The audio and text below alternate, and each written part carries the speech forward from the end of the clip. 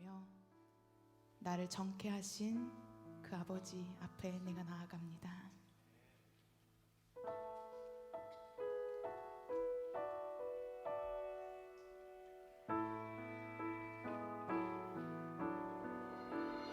내 주의 보혈은 정하고 정하다. 내 죄를 정케 하신 주 나오라 하신다. 내가 주께로 지금 가오니 십자가의 보혈로 날 씻어 주소서. 내 주의 보혈.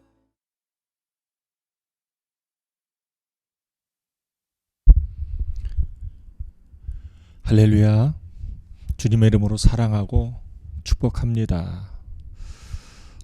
이제 날씨가 정말 좋아졌어요. 봄 날씨인데 이제 오늘 아침에 제 아내하고 잠깐 얘기했는데 이제 2주만 지나면 벌써 이제 반팔을 입고 다녀야 된다는 이제 그런 계절의 변화가 찾아왔습니다.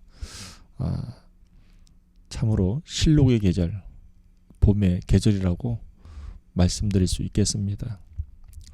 오늘 하나님께서 저와 여러분들에게 또 귀한 말씀을, 또 귀한 은혜를 주시는 줄 믿습니다. 이 예배를 통해서 저도 은혜 받고 저도 축복 받았으면 좋겠습니다. 또 여러분들도 은혜 받고 축복을 받았으면 좋겠습니다. 오늘 그러한 자리가 되는 줄 믿습니다. 시간에 제가 찬양을 우리가 같이 부르고 오늘 또 말씀 함께 나누도록 하겠습니다. 내 주의 보혈은 찬양하겠습니다. 찬송가 254장. 내 주의 보혈은 정하고 정하다. 내 죄를 정케 하신 주 나로라 하신다. 약하고 추해도 주께로 나가면 힘 주시고 내 추함을 곧 씻어 주시네. 아멘. 내가 주께로 지금 가오니 십자가의 보혈로 날 씻어 주소서. 나로라 하심은 온전한 믿음과 또 사랑함과 평안함 다 주려 함이라. 내가 주께로 지금 가오니 십자가의 보혈로 날 씻어 주소서. 큰 죄인 복받아 살 길을 얻었네. 한없이 넓고 큰 은혜 베풀어 주소서. 그 피가 맘속에 큰 증거 됩니다. 아멘. 내 기도 소리 들으사 다 허락하소서. 내가 주께로 지금 가오니 십자가의 보혈로 날 씻어 주소서. 아멘. 오늘 하나님께서 저와 여러분들이 주시는 말씀, 아멘. 우리 9장 1절에서 15절 말씀이 되겠습니다. 9장 1절에서 15절 말씀, 쉽게 말하면 9장 전체입니다. 제가 천천히 한번 읽어보겠습니다. 이일 후에 방백들이 내게 나와 이르되 이스라엘 백성과 제사장들과 레위 사람들이 이 땅 백성들에게서 떠나지 아니하고 가나안 사람들과 헷 사람들과 브리스 사람들과 여부스 사람들과 암몬 사람들과 모압 사람들과 애굽 사람들과 아모리 사람들의 가증한 일을 행하여 그들의 딸을 맞이하여 아내와 며느리로 삼아 거룩한 자손이 그 지방 사람들과 서로 섞이게 하는데 방백들과 고관들이 이 죄에 더욱 으뜸이 되었다 하는지라. 내가 이 일을 듣고 속옷과 겉옷을 찢고 머리털과 수염을 뜯으며 기가 막혀 앉으니 이에 이스라엘의 하나님의 말씀으로 말미암아 떠는 자가 사로잡혔던 이 사람들의 죄 때문에 다 내게로 모여오더라.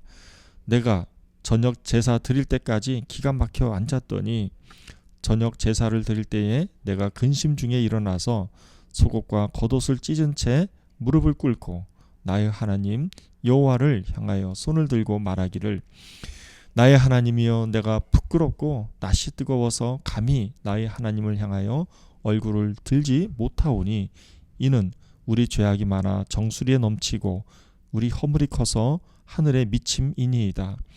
우리 조상들의 때로부터 오늘까지 우리의 죄가 심하매 우리의 죄악으로 말미암아 우리와 우리 왕들과 우리 제사장들을 여러 나라 왕들의 손에 넘기사 칼에 죽으며 사로잡히며 노략을 당하며 얼굴을 부끄럽게 하심이 오늘날과 같으니이다. 이제 우리 하나님 여호와께서 우리에게 잠시 동안 은혜를 베푸사 얼마를 남겨두어 피하게 하신 우리를 그 거룩한 초소에 박힌 목과 같게 하시고 우리 하나님이 우리 눈을 밝히사 우리가 종노릇 하는 중에서 조금 소생하게 하셨나이다. 우리가 비록 노예가 되었사오나 우리 하나님이 우리를 그 종살이 하는 중에 버려두지 아니하시고 바사 왕들 앞에서 우리가 불쌍히 여김을 입고 소생하여 우리 하나님의 성전을 세우게 하시며 그 무너진 것을 수리하게 하시며 유다와 예루살렘에서 우리에게 울타리를 주셨나이다. 우리 하나님이여, 이렇게 하신 후에도 우리가 주의 계명을 저버려 싸우니 이제 무슨 말씀을 하오리이까? 전에 주께서 주의 종 선지자들에게 명령하여 이르시되 너희가 가서 얻으러 하는 땅은 더러운 땅이니 이는 이방 백성들이 더럽고 가증한 일을 행하여 이 끝에서 저 끝까지 더러움으로 채웠음인즉 그런즉 너희 여자들을 그들의 아들들에게 주지 말고 그들의 딸들을 너희 아들들을 위하여 데려오지 말며 그들을 위하여 평화와 행복을 영원히 구하지 말라. 그리하면 너희가 왕성하여 그 땅의 아름다운 것을 먹으며 그 땅을 자손에게 물려주어 영원한 유산으로 물려주게 되리라 하셨나이다. 우리의 악한 행실과 큰 죄로 말미암아 이 모든 일을 당하였사오나 우리 하나님이 우리 죄악보다 형벌을 가볍게 하시고 이만큼 백성을 남겨주셨사오니 우리가 어찌 다시 주의 계명을 거역하고 이 가증한 백성들과 통혼하오리까? 그리하면 주께서 어찌 우리를 멸하시고 남아 피할 자가 없도록 진노하시지 아니하시리이까? 이스라엘의 하나님 여호와여, 주는 의로우시니 우리가 남아 피한 것이 오늘날과 같사옵거늘 도리어 주께 범죄하였사오니 이로 말미암아 주 앞에 한 사람도 감히 서지 못하겠나이다 하니라. 아멘. 오늘 말씀이 길죠. 네, 그래도 말씀을 읽는 도중에 제가 힘을 얻었습니다. 은혜를 받았습니다. 저와 여러분들이 이 시간에 함께 그러한 시간이 될 수 있기를 주님의 이름으로 축복합니다. 오늘 말씀은 특히 7장부터 10장까지 개략적인 내용을 알면 오늘 본문을 이해하는 것이 좀 더 편할 수 있겠습니다.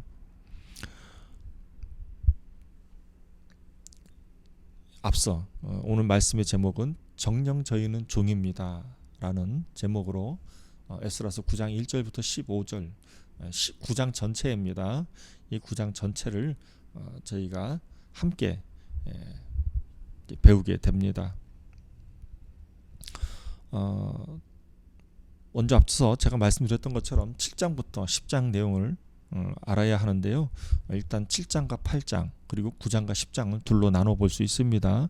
7장과 8장은 2차 에스라가 주도해서 2차 포로귀환이 되죠. 포로귀환이 되면서 귀환자 명단이 나오게 됩니다. 그리고 9장과 10장은 에스라의 신앙 개혁 운동을 보여주고 있습니다. 9장과 10장의 개요를 잠깐 말씀을 드리면 9장 1절에서 4절까지는 이스라엘 자손들의 결혼 문제예요. 이스라엘 자손들끼리 결혼한 것이 아니라 이방 민족들과 함께 결혼을 함으로써 이것이 문제가 되는 것입니다. 이것이 문제가 되면서 에스라는 5절부터 15절까지 이 이스라엘 타락, 이 결혼 문제에 대한 회개, 중보, 기도를 보여주고 있습니다. 그리고 나서 10장부터 15절 10장 전체죠. 10장 전체는 이방 여인들을 이방 아내로 맞았잖아요. 그 사람들의 조사와 조사된 자들의 명단을 이렇게 보여주고 있습니다. 이제 그렇게 함으로써 이제 이방 여인들을 내쫓는 거죠. 어쨌든 오늘 말씀 9장 1절부터 4절까지의 말씀 좀 전에 말씀드렸다시피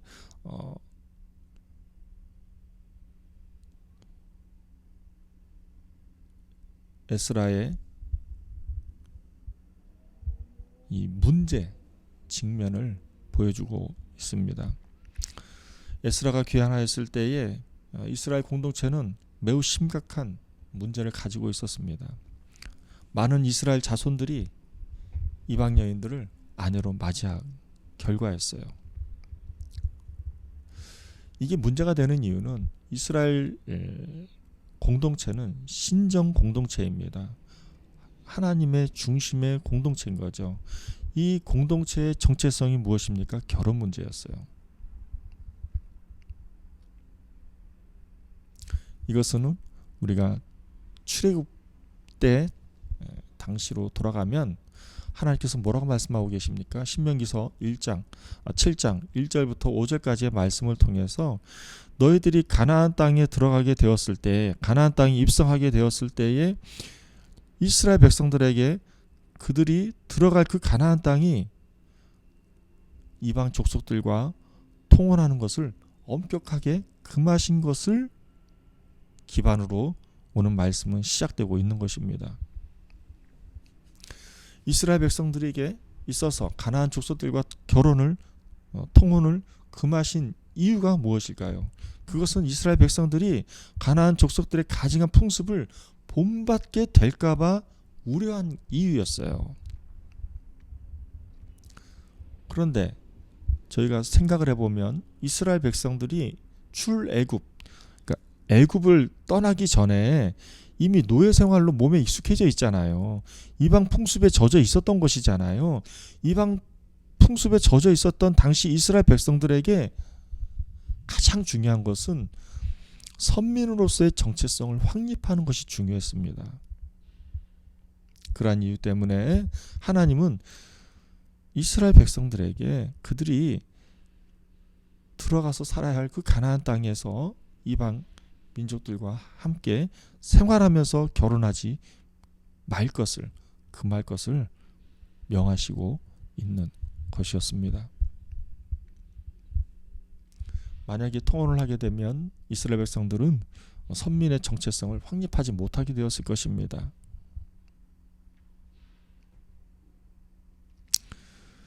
어찌됐건 다시 에스라서로 돌아와서 에스라서 시대에는 포로귀환 시대입니다. 포로귀환 시대에 이스라엘 자손들이 가나안 입성 당시의 이스라엘 상황과 별반 다르지가 않다라는 것이죠.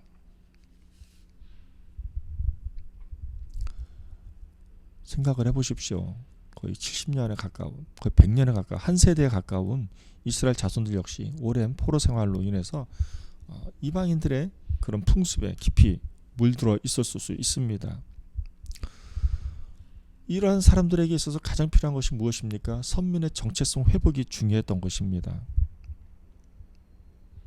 그런 상황에서 이 선민의 정체성 회복하는 데서 가장 큰 발목을 붙잡는 것이 무엇입니까? 네. 그것은 다름이 아니라 바로 통혼 문제였던 것입니다. 이방 민족들과 결혼하고 그 결혼함을 통해서 선민의 정체성이 흔들리게 되는, 타락하게 되는 그런 상황에 직면하게 된 것입니다.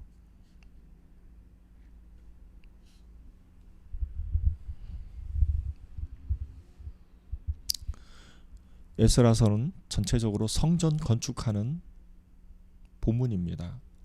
성전 건축하는 데 있어서 앞서 1장부터 6장 이전에는 성전 건축이 완공이 되고 봉헌을 합니다. 외적 성전은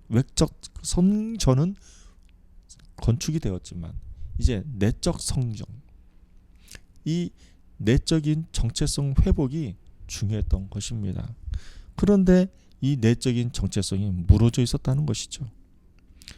이러한 문제를 본 에스라는 회개 기도를 하게 됩니다. 왜 그랬을까요? 에스라에게서 너무나도 큰 충격이었기 때문입니다. 그게 5절 말씀에 나와 있어요. 4절 5절 말씀인데 제가 한번 읽어보겠습니다. 4절 이에 이스라엘의 하나님 말씀으로 말미암아 떠는 자가 사로잡혔던 이 사람들의 죄 때문에 통혼 문제죠. 내게로 모여오더라. 내가 저녁 제사 드릴 때까지 기가 막혀 앉았더니 기가 막혀 있었던 것입니다. 5절 저녁 제사를 드릴 때에 내가 근심 중에 일어나서 속옷과 겉옷을 찢은 채 무릎을 꿇고 나의 하나님 여호와를 향하여 손을 들고 말하기를 6절입니다. 나의 하나님이여 내가 부끄럽고 낯이 뜨거워서 감히 하나님을 향하여 얼굴을 들지 못하오니 이는 우리 죄악이 많아 정수리에 넘치고 우리의 허물이 커서 하늘에 미침이니이다. 여하튼 간에 에스라는 충격을 받았습니다. 충격을 얼마나 강하게 받았는지 상심을 했어요.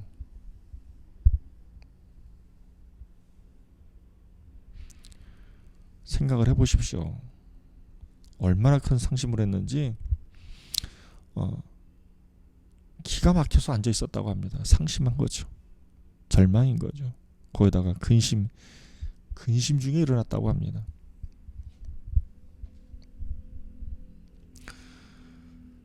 신약 시대에는 이 선민의 정체성, 이 정체성을 완전히 사라진 것이 아닙니다. 가나안 입성 당시에 이스라엘 백성들이나 포로기인 이스라엘 자손들이 선민의 정체성을 확립하거나 회복하기 위해서 그 이방인들의 통혼을 금지하였던 정신, 그 정신은 잊지 말아야 한다는 것입니다. 그게 고린도후서 6장 14절 그리고 고린도전서 7장 39절의 말씀에 나와 있습니다. 고린도후서 6장 14절 너희는 믿지 않는 자와 멍에를 함께 매지 말라. 의와 불법이 어찌 함께하며 빛과 어둠이 어찌 사귀며. 고린도전서 7장 39절입니다. 아내는 그 남편이 살아있는 동안에 매여 있다가 남편이 죽으면 자유로워 자기 뜻대로 시집갈 것이나 주 안에서만 할 것이니라. 이 말이 무엇입니까? 신약 시대에는 믿는 자와 믿지 않는 자들을 구별했다는 것이죠. 비록 구약 시대의 정신은 아니라 할지라도 그래도 구별하는 것은 분명하게 말씀하고 있습니다. 저는 이 말씀을 묵상하는 가운데서 제가 과거에 경험했던 일들이 떠올랐습니다. 제가 알고 있던 모 집사님이 계셨습니다. 그런데 제가 잘 알고 있는 친한 목사님의 자녀분과 또 제가 섬기고 있는 교회의 목사님의 자녀분이 둘이 선남선녀가 만나서 결혼을 하게 되었습니다. 그런데 결혼하는 과정을 보니까 또 결혼식을 보니까 어떻겠습니까? 양가에서 이 결혼을 위해서 기도하고 축복하고 진심으로 축하해주고 또 두 사람의 만남이 얼마나 아름다운지 몰랐습니다. 그 모습을 본 우리 돌싱 집사님이셨어요. 당시에 그 돌싱 집사님께서 그 모습을 보고 너무너무 부러워했어요. 그분이 이혼하게 된 상황을 제가 듣고 알고 있거든요.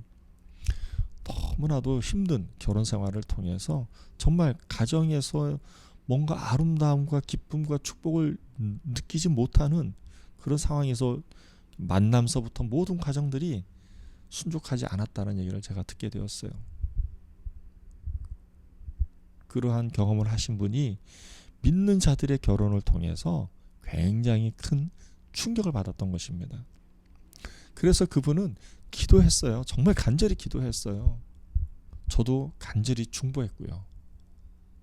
그런데 기적이 일어났어요. 5년 만에 그 기도 응답이 일어난 거예요. 그 집사님이 제게 전화를 주셔서 목사님 정말 제가 그토록 간절히 기도했던 그 배우자를 만나게 되었습니다. 라는 소식을 제가 듣게 되었어요. 제가 정말 축하해 줬습니다. 정말 축복해 줬습니다. 저는 그 집사님이 정말 믿음의 배우자를 만난 줄 믿습니다. 전도사님과 같은 믿음을 가진 배우자를 구하셨거든요. 그러면 이쯤 되면 우리는 호기심이 하나 생깁니다. 궁금한 게 생기죠. 왜 믿는 사람과 믿는 사람끼리 만나야 하는가?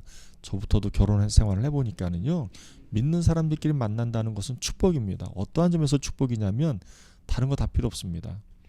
문제가 생겼을 때 대응 방식이 달라요.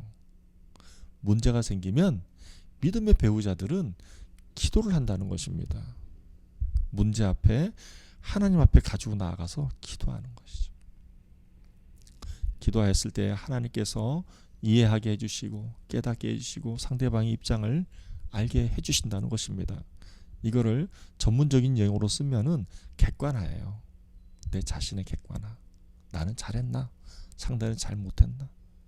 일방적인 것이 아니라 쌍방과실이죠. 그럼에도 불구하고 그 문제를 정확하게 직시하고 하나님께 간구하고 그러면서 상대를 또 용서하고 배려하면서 점진적으로 성장과 성숙을 한다는 것입니다. 그게 믿음의 가정의 모습입니다.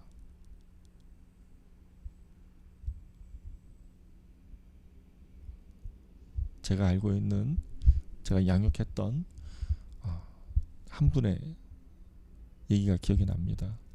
정말 문제가 생길 때마다 하나님 앞에 가지고 나가서 기도하는 거예요. 그 자체가 축복입니다. 아멘. 다시 본문으로 돌아와서 저와 여러분들이 이 9장 전체를 지금 너무 방대한 양이기 때문에 다 훑어볼 수는 없고 우리 9장 5절부터 15절 말씀을 통해서 이 문제에 대해서 에스라는 어떻게 반응하고 있는가? 기도로 반응한다는 것입니다. 지금 문제가 무엇입니까? 성전 건축했는데 성전 건축을 한 나머지 선민의 내적 정체성을 회복시키는 게 문제잖아요.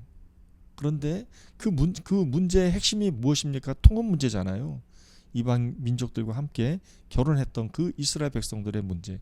이 문제를 대하는 에스라의 자세가 저와 여러분들에게 큰 도전을 준다는 것입니다. 에스라는 이스라엘의 이 통합 문제를 가지고 자신의 문제로 인식을 했다라는 것입니다. 마치 자신의 죄처럼 하나님 앞에 간절히 간구했다는 거예요.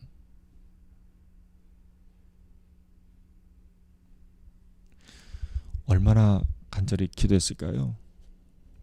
우리 15절 말씀에 보면 제가 읽어보겠습니다.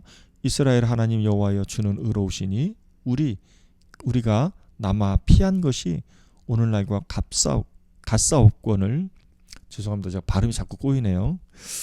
도리어 주께 범죄하였사오니 이로 말미암아 주 앞에 한 사람도 감히 서지 못하겠나이다 하니. 그런데 이전에 우리가 우리 13절에 우리 14절에 우리가 또 10절에도 우리가 계속 이게 나옵니다. 몇 번 나올까요? 무려 27번이나 나옵니다. 이거를 뭐라고 말합니까? 연대의식이죠. 이스라엘 백성들의 죄가 내 죄인 것처럼 연대의식을 갖고 있는 에스라의 기본 지도자의 그 기본 자세를 저희는 볼 수 있습니다.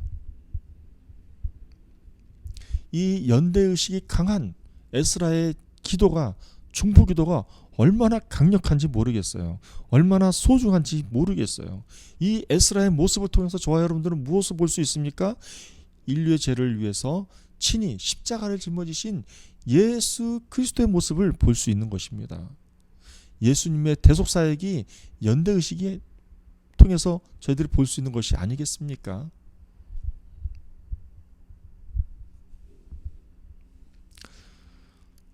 히브리서 6장 20절 말씀에 보면 그리로 앞서가신 예수께서 멜기세덱의 반차를 따라 영원히 대제사장이 되어 우리를 위하여 들어가셨느니라. 우리를 위해서 들어가셨어요.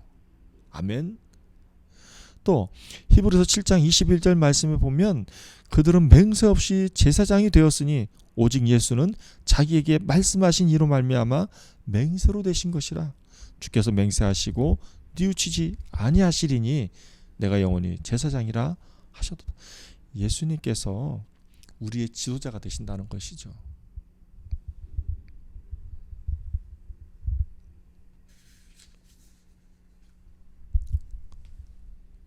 저는 이 말씀을 통해서 이 에스라의 지도자의 모습을 통해서 저의 모습을, 제 허물을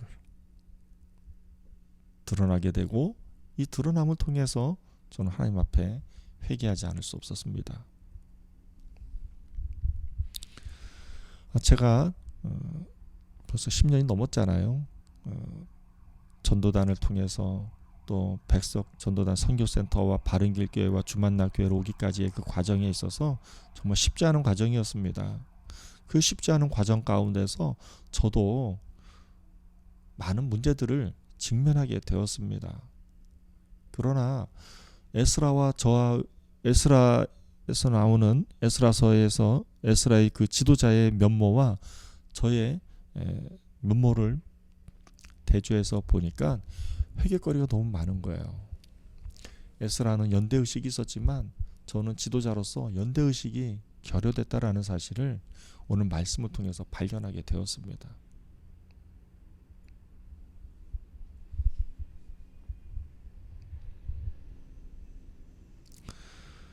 저는 제가 뭔가 열심히 최선을 다해서 섬기고 했던 것들이 기억이 나는 거예요. 제가 말씀을 묵상하는데 제 마음 가운데 상심이 된 게 있잖아요. 낙심된 게 있잖아요. 누구에 대해서, 사람에 대해서. 교회라든지 선교회라든지 또 전도단을 통해서라든지 이런 여러 가지 과정 가운데서 크고 작은 문제들이 있었고 크고 작은 문제들로 인해서 제 마음 가운데 상심이 있었고 낙심이 있었는데 저는 그러한 상심과 낙심에 대해서 제가 연대의식을 갖지 못했다는 것이 큰 자책감이 들었다는 것입니다. 제가 어제 말씀을 묵상하는 가운데서 예수님께서 말씀하시더라고요. 7번씩 70번씩이라도 용서하라고.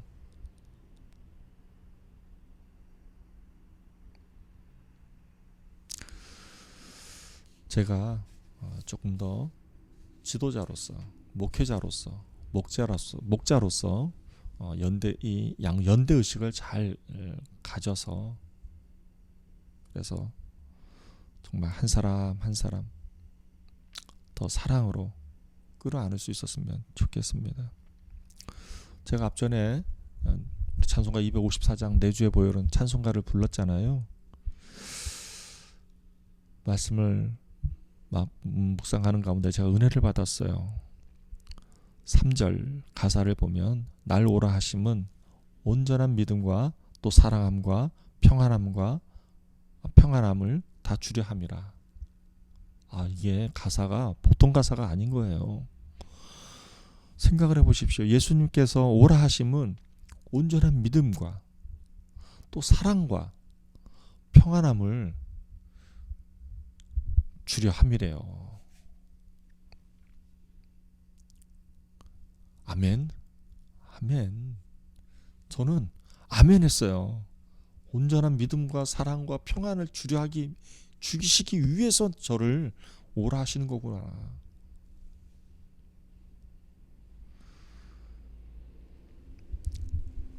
제가 참 많이 부족한데 하나님께서 그래도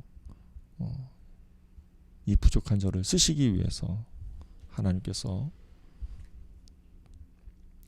저를 세워가시는 과정 가운데서 이 믿음과 사랑과 평안함을 다 주려 하기 위해서, 주시기 위해서 저와 함께 하시는구나 라는 사실을 새롭게 깨닫게 되었습니다. 요한일서 1장 7절 말씀에 보면 이런 말씀이 있습니다. 그가 빛 가운데서 계신 것 같이 우리도 빛 가운데 행하면 우리가 서로 사귐이 있고 그 아들 예수의 피가 우리를 모든 죄에서 깨끗하게 하실 것이요. 아멘. 저도 제 죄를 많이 회개했습니다. 또 이 예배에 앞서기 전에 정말 회개를 많이 했거든요. 그런데 이 회개가 저 회개뿐만이 아니라 그동안에 저와 관계했던 모든 사람들에게 있어서 제가 연대감을 가지고 연대의식을 가지고 주 앞에서 정말 겸손한 마음으로 통회하고 자복하는 그런 시간을 갖게 되었습니다.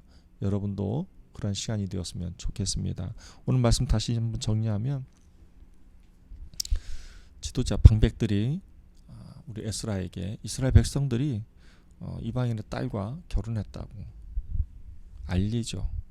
그랬을 때 이 문제에 직면한 에스라는 자신의 옷을 찢고 머리털을 뜯고 또 무릎 꿇고 회개의 기도를 하게 됩니다.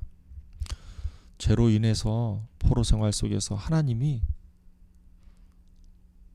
자신들을 회복시켜서 성전을 세우게 하셨는데 정작 자신들의 내적인 정체성, 이 선민 정체성을 잃어버렸다고 판단했던 것이죠. 이 말씀을 통해서 저와 여러분들 주시는 교훈이 무엇입니까? 첫 번째로는 결혼 문제. 결혼 문제는 믿는 자들과 믿는 자들끼리 결혼해야 한다는 것을 가르쳐주고 있습니다. 두 번째로 지도자의 자세. 지도자의 자세가 무엇입니까? 연대의식입니다. 상대방의 것은 상대방, 나의 것은 나의 구별해서 저 사람은 잘 못했고 나만 잘했고 이게 아니라는 거예요. 목사, 강도사, 전도사, 장로, 권사, 집사 이런 종교 지도자들은 연대의식이 있어야 되는 것이죠. 상대가 잘했든지 잘못했든지 그 사람들은 몰라요. 그러나 지도자가 연대의식을 가지고 주님 앞에 가지고 나아가면 오늘 말씀에 나오잖아요. 하나님께서 온전한 믿음과 사랑함과 평안함을 다 주신대요. 아멘. 저는 저와 여러분이 이런 연대의식을 가지고 예수님께로 가지고 나아갔으면 좋겠습니다. 그래서 예수님께로 가지고 나아가서 예수님부터 축복을 받았으면 좋겠습니다. 기도하겠습니다. 하나님 아버지 감사합니다. 하나님 그렇습니다. 오늘 말씀을 통해서 하나님 저희들이 에스라의 지도자의 본을 받아서 또 예수님의 대속사역의 지도자로서의 본을 받아서 저희들이 예수님께로 가지고 나아가기를 원합니다. 저희들의 크고 작은 우리 삶에 있어서의 문제들이 있습니다. 교회 공동체의 문제들이 있습니다. 이러한 문제들을 가지고 주 앞에 다 쏟아놓아서 오늘 말씀하신 것처럼 또 찬양의 가사처럼 온전한 믿음을 주시옵소서, 사랑을 주시옵소서, 평안함을 주시옵소서. 예수님의 이름으로 기도드렸습니다. 아멘. 감사합니다. 이 시간에 정말 저와 여러분들이 많은 축복을 받았으면 좋겠습니다. 특별히 제가 꼭 부탁하고 싶은 것은 내주의 보혈은 이 찬양 가사를 통해서 3절 가서 3절에 나로라 하심은 온전한 믿음과 또 사랑함과 평안함을 주신대요. 여러분들 예수님께로 함께 나아가시지 않겠습니까?